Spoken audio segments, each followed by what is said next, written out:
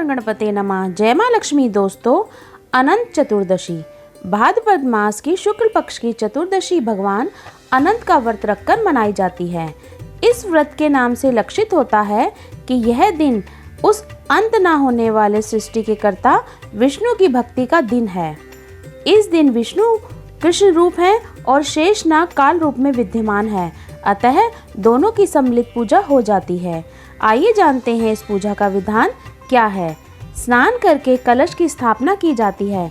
कलश पर अष्टदल बनाकर उस पर बर्तन के अंदर कुशा से निर्मित अनंत भगवान की स्थापना की जाती है।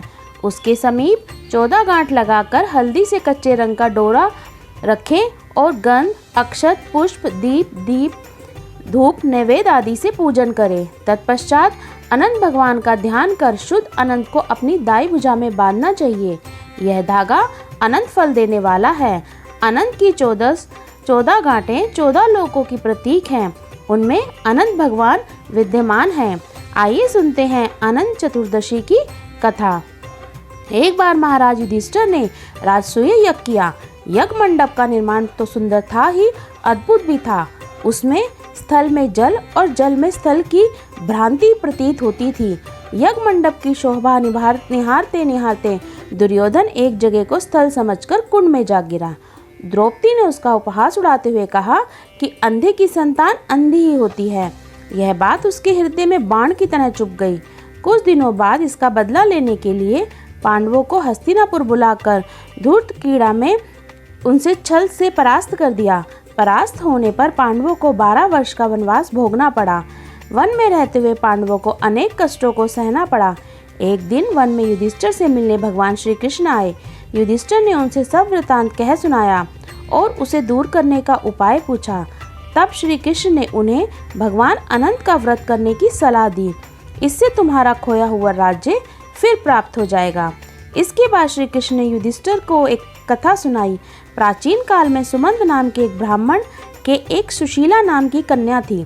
बड़ी होने पर ब्राह्मण ने सुशीला का विवाह कौंडिन्य ऋषि से कर दिया।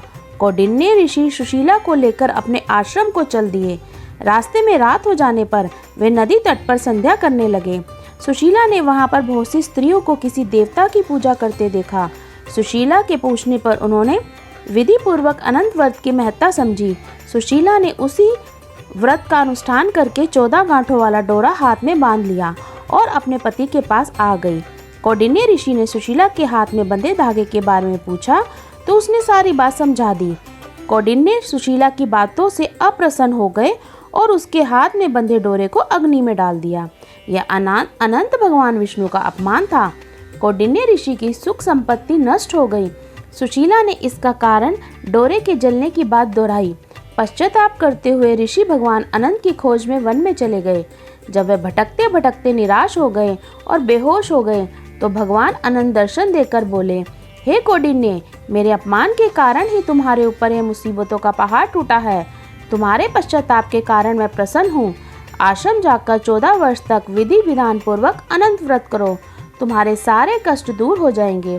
कौंडिन्य ने वैसा ही किया। उन्हें सारे कष्टों से मुक्ति मिल गई।